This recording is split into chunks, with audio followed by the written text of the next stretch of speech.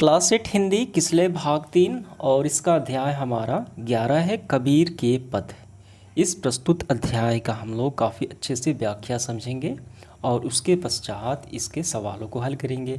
आइए प्रारंभ करते हैं। इनके लेखक यानी इस अध्याय का नाम कबीर के पद के लेखक हैं संत कबीर, ठीक है। और ये कबीर दास निर्गुण भक्ति धारा के कवि थे। इसका क्या मतलब है? निर्गुण भक्ति धारा का मतलब होता है कि ईश्वर का ऐसा रूप जो मूर्ति मंदिर में नहीं होता, बल्कि हृदय, ये मनुष्य के हृदय में ईश्वर वास करते हैं, उनकी कोई रूप नहीं होता, यानी ये निर्गुणवादी थे, ठीक है। तो इन्होंने ये पंक्तियाँ लिखी हैं। तो इन्होंने यहाँ पे देखिए दो है, पहला हो गया और ये दो हो गया।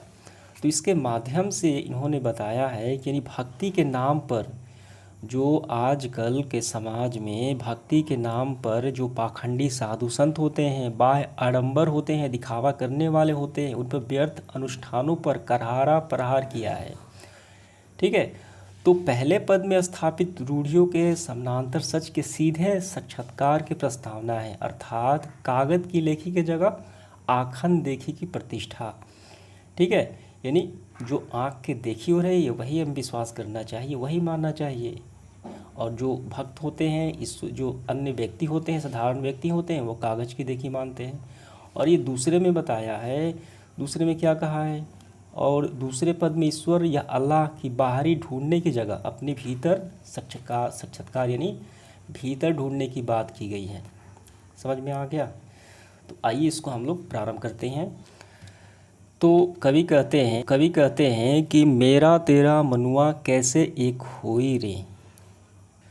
कबीरदास कहते हैं कि मेरा और तुम्हारा मन यानी साधारण जो व्यक्ति हैं उनका मन कैसे एक होगा। मैं कहता हूँ आँखन देखी, तू कहता कागज की लेखी।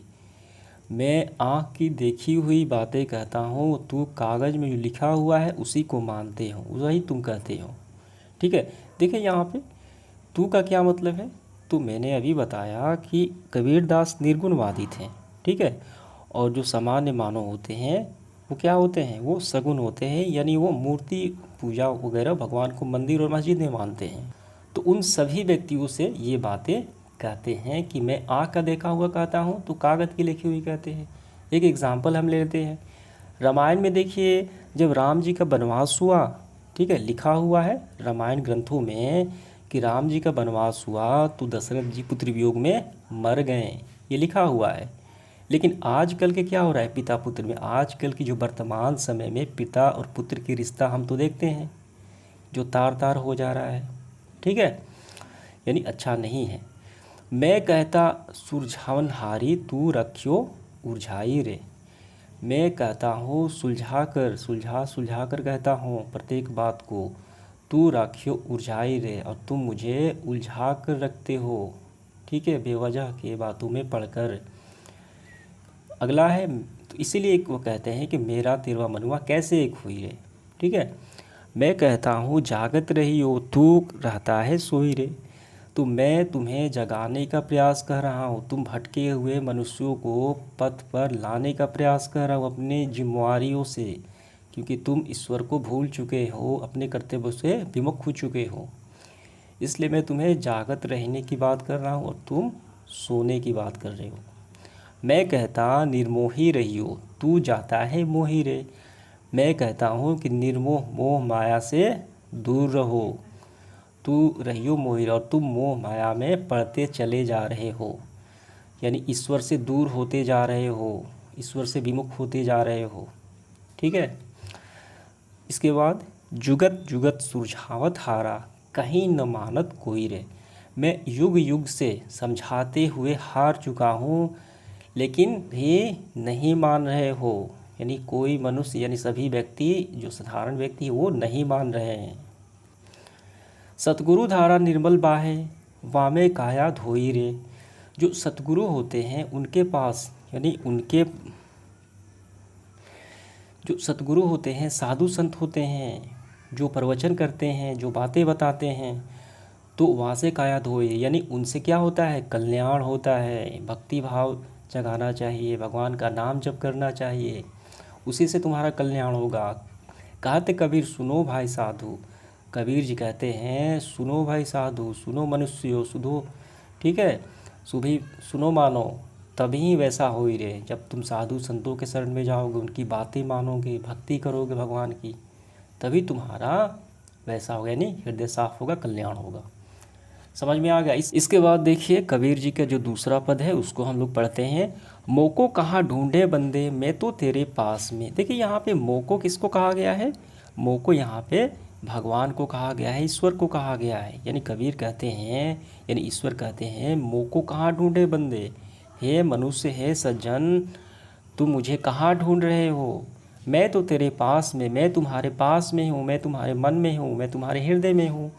ना मैं देवल, ना मैं मस्जिद, ना काबे कैलाश में, ना मैं कहीं मंदिर में हूँ, ना मस्जिद में हूँ, ठीक है, देव मतलब देवालय, और ना मैं काबे कैलाश में हूँ।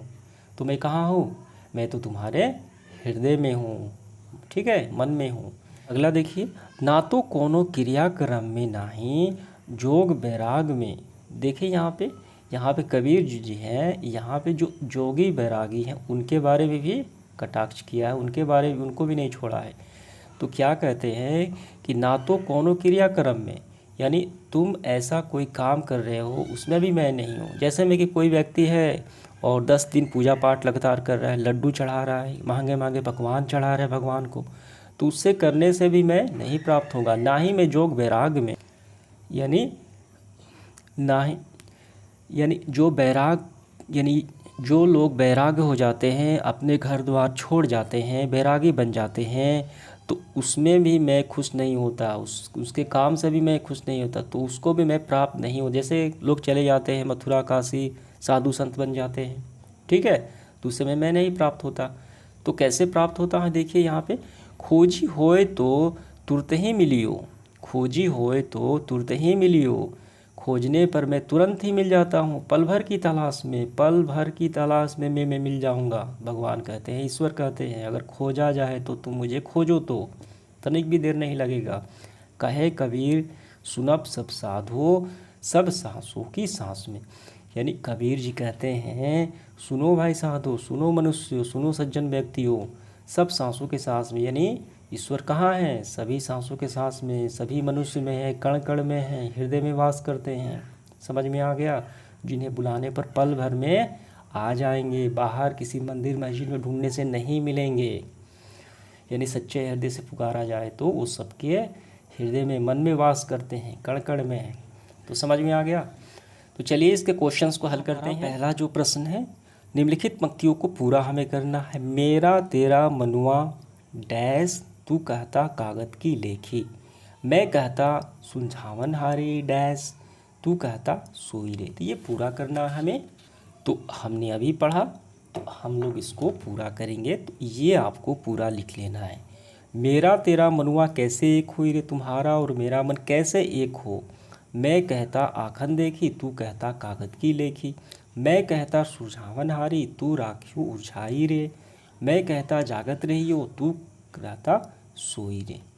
ठीक है, तो बस यहीं तक तो है, तो यहीं तक आपको कर लेने हैं। समझ में आ गया? इसके बाद दूसरा देखिए क्या है, ख नंबर, ना तो कोनो क्रियाक्रम में डैश है, ठीक, फिर यहाँ पे डैश, पल भर की तलाश में।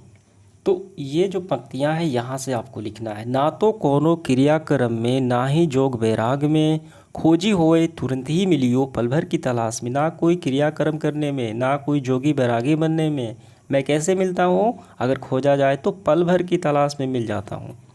ठीक है, तो भगवान कहते हैं, तो ये पूरी पंक्तियाँ आपको यहाँ तक कर लेनी है। तो इसका आंसर हमारा ये पहले का कंप्लीट हुआ।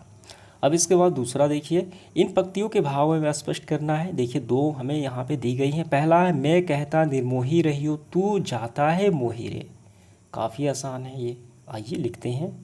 तो इसका आंसर हम ऐसे लिखेंगे। देखिए पहले का प्रस्तुत पंक्तियाँ संत कबीर द्वारा रचित पद से ली गई हैं। इन पंक्तियों के द्वारा कवि कहते हैं कि हे मानव, मैं तुम्हें कहता हूँ कि तुम मोह माया के बंधन से छोड़ दो, यानी त्याग कर दो, जगत के मोह माया त्याग कर निर्मोही बन जाओ। लेकिन तुम अपने आप को मोह माया में उलझा लेते हो, फंसा लेते हो। अर्थात मोह माया में त्याग कर ही ईश्वर की प्राप्ति होगी। इसके बिना, यानी ईश्वर में मन लगाओ, उनसे विमुख ना हो। ठीक है, मोह माया त्याग करके ईश्वर की ध्यान लगाओ, तभी ईश्वर की प्राप्ति होगी। तो यही इसका मतलब हो गया इस पहले का। दूसरा है, मोको कहाँ ढूंढे बंदे, मैं तो तेरे पास में। तो आपको फिर लिखना है, प्रस्तुत पंक्तियों के द्वारा कवि कहते हैं कि हे बंदे, हे मानव, तुम ईश्वर को कहाँ ढूंढ रहे हो, भटक रहे हो। वह तो तेरे यानी हर इंसान के अंदर मौजूद है, ना कि मंदिर मस्जिद और कैलाश में। वो तुम्हारे मन में है, हृदय में है। ठीक है, तो बस यही लिख लेना है। तीसरा देखिए, मोको शब्द किसके लिए प्रयोग किया गया है, तो हम लिखेंगे मोको शब्द ईश्वर अल्लाह के लिए प्रयोग किया गया है। ठीक है, ये हो गया। अब देखिए पाठ से आगे, हालांकि ये परीक्षा के दृष्टिकोण से नहीं है, फिर भी हम करेंगे। सवाल क्या है, कबीर की रचना आज के समाज के लिए कितनी सार्थक उपयोगी है, स्पष्ट करें। देखिए आज के समाज के लिए कबीर की रचना काफ़ी उपयोगी है, क्योंकि आज के समाज में व्याप्त जो कुरीतियाँ हैं, बुराइयाँ हैं, कबीर के दोहे मार्ग दिखाने में सहायक होंगे। सत्य बोलना, मीठा बोलना, माया अर्थात भौतिकता से दूर रखना, ईश्वर के पाने का प्रयास करना, ठीक है, अहंकार का विनाश करना। तो ये सारी बातें यानी मनुष्य को कर्तव्य पर लाने की बात ये सहायता करती हैं। तो ये हम लिखेंगे, स्क्रीनशॉट लगा देता हूँ, वहीं से कर लेने हैं। तो देखिए यहाँ पे सगुण भक्ति धारा, निर्गुण भक्ति धारा, इसमें ईश्वर के साकार रूप की आराधना की जाती है, मूर्ति पूजा की जाती है। निर्गुण भक्ति धारा, इसमें ईश्वर के निरंकार यानी बिना आकार के स्वरूप की आराधना की जाती है। तो संत कबीर कौन से थे, तो ये निर्गुण भक्ति धारा के कवि थे। ठीक है, क्योंकि वो ईश्वर को मन में ढूंढने वाले थे, मंदिर और मस्जिद में वो मना कर रहे थे। हमने लास्ट वाली पंक्तियाँ पढ़ी है। ठीक है, तो इसके आधार पे संत कबीर को किस श्रेणी में रखेंगे, तो हम तो निर्गुण भक्ति धारा की श्रेणी में रखेंगे। तर्कपूर्ण देना है हमें, तो आइए हम लोग लिखते हैं। तो हम लिखेंगे कबीर दास निर्गुण भक्ति धारा के कवि थे, क्योंकि उन्होंने ईश्वर का स्थान मनुष्य के हृदय में बताया है, अर्थात किसी रूप स्वरूप मंदिर मस्जिद में रहने के रूप में नहीं बताया है। समझ में आ गया, तो ये बातें आपको लिख लेनी है। इसका आंसर हो गया। अगला है 3 नंबर, सगुण भक्ति धारा एवं निर्गुण भक्ति धारा के दो कवियों के नाम लिखना है। देखिए सगुण भक्ति धारा के कवि यानी ईश्वर के रूप की पूजा करते हैं, मूर्ति वगैरह, तो कौन से हो गए, तो इनके नाम हो गए सगुण का देखिए लिखेंगे तुलसीदास और सूरदास।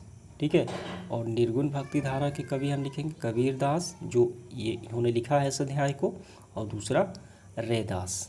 चौथा देखिए, वैसे पंक्तियों को खोज कर लिखना है जिसमें कबीर ने धार्मिक आडंबरों पर कुठाराघात किया है, यानी जो पाखंडी होते हैं, संत होते हैं, ठीक है, तो उनके लिए, जो दिखावा करने वाले होते हैं, उनके लिए कौन सी बातें कही गई हैं, वो पंक्तियाँ हमें लिखनी हैं।